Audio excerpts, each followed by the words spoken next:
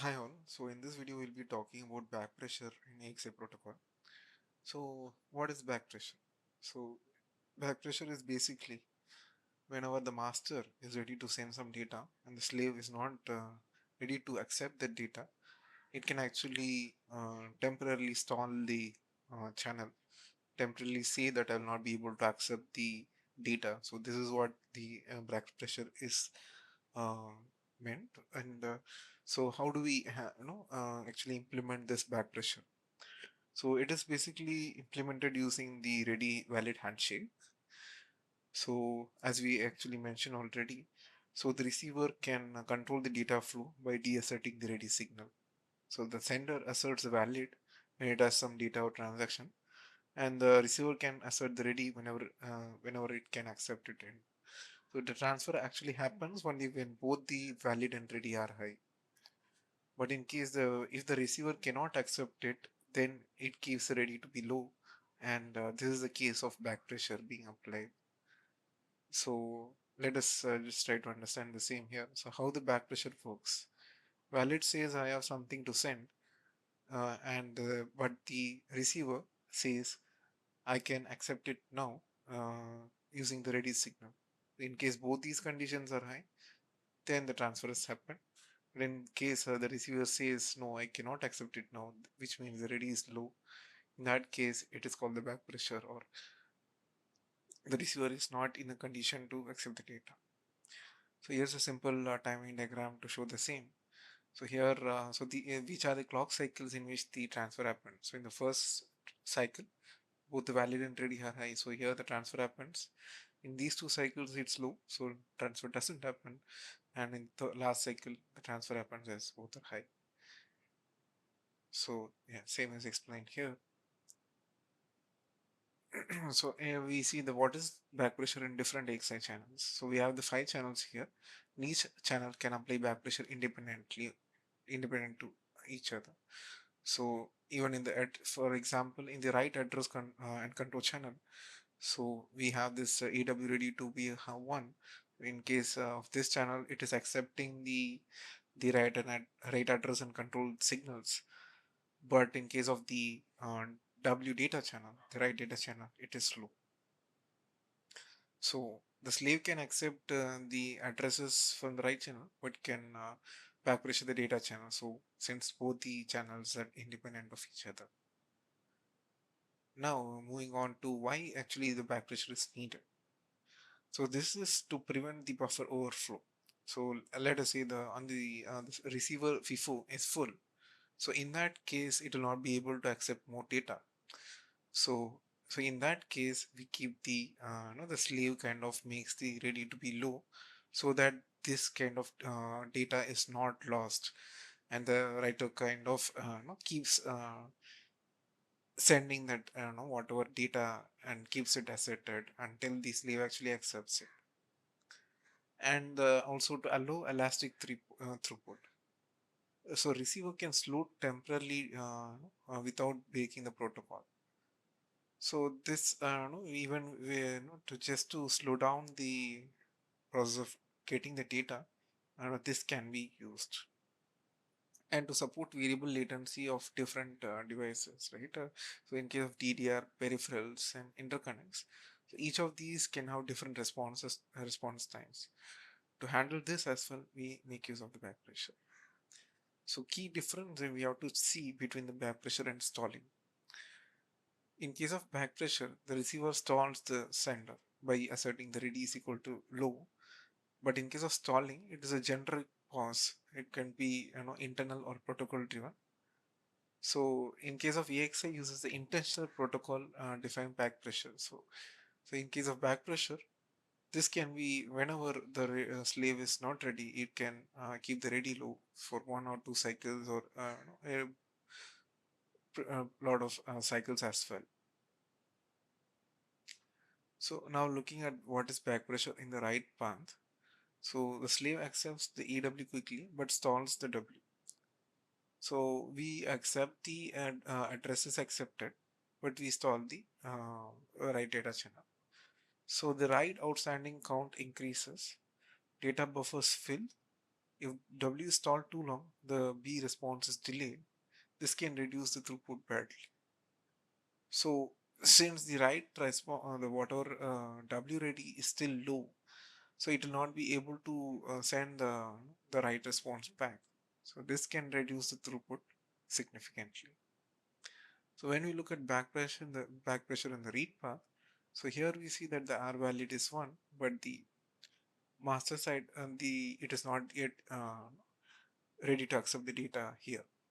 So in this case, the master is actually back pressuring, while in the earlier scenario, what we saw, the slave was actually back pressuring. So in this case, the read data is not accepted, the outstanding read is not decremented, and the slave response queue fills. And this may block any new ARs. So this can significantly cause a deadlock as well. So since the read data from the slave side is not accepted, so whatever outstanding count of the read, so the read outstanding count, so that does not get decremented, and the slave response queue kind of fills. So this can be way to cause deadlock as well. So going on to the dangerous back pressure scenarios, we have the no, in case the B ready can go permanently low. So if this kind of happens, so we do not communicate to the master that the right response, the right has reached, and we cannot send it back, send the act back to the master. So the what are outstanding rights, they never get cleared, and the master stops issuing the new rights. Same way, if the R ready is permanently low, the read data kind of is stuck, and the slave or interconnect response FIFO kind of fails, and the system-wide stall happens. So, and the other case is a mutual back pressure where the master is waiting for the response and slave is waiting for the ready, and there is no progress. So, this is a very dangerous scenario here because the system goes into a complete deadlock. So, back pressure rules in AXI. So, only once the valid is won, it must remain asserted until the handshake. Valid must not depend on the ready. So, and the ready can toggle anytime. Ready may depend on the valid. So valid should never be dependent on the ready, but ready can be dependent on the valid. So this is the back pressure and outstanding transaction. Back pressure directly impacts the outstanding count. So whenever the AW ready is equal to 0, no new write is outstanding. But B ready is equal to 0, write outstanding not clear. But AR ready is equal to 0, no new read is outstanding. But in case of R ready is 0, read outstanding is not clear. So let us look at some real hardware examples. So in case of the DDR controller, so the DDR control may apply back pressure in these following scenarios. In case of bank conflicts, refresh cycles, and any kind of read or write turnaround. And in case of an interconnect, it applies the back pressure during head of line blocking, of if overflow, or in case of a starvation. So in conclusion, back pressure is a mechanism is it by which the receiver can control the data flow by asserting the ready, ensuring that there is no data loss and allowing variable latency without violating the protocol time.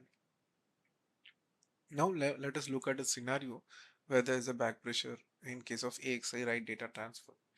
So let us say a master is writing a burst of data to a slave and slave has a small internal FIFO.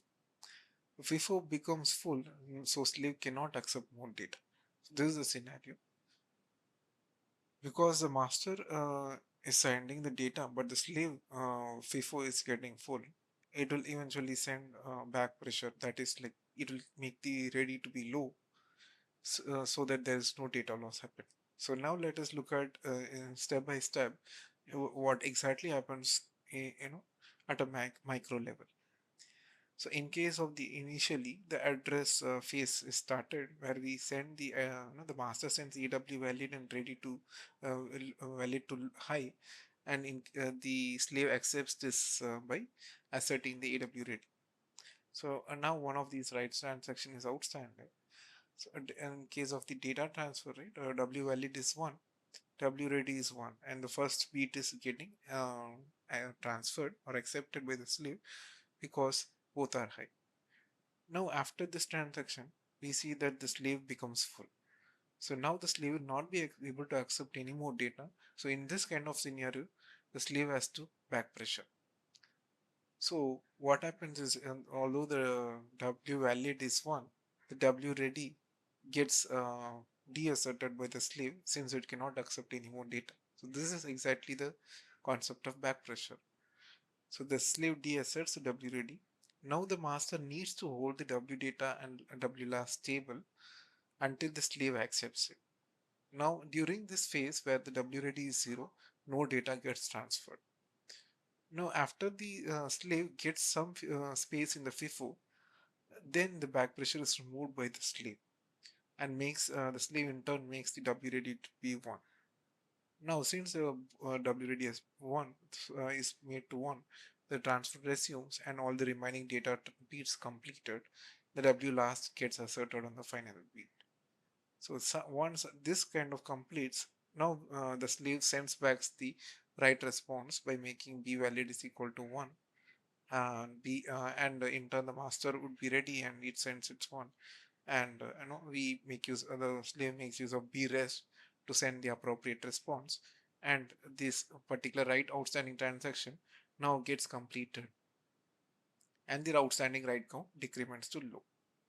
The same thing is explained in case of the waveform, where we see that if initially the W value W ready very high, once the FIFO is full, the W ready gets becomes low, and then once the FIFO is come out of the full situation, then we see that the W ready is again back to high, and the transfer is getting accepted.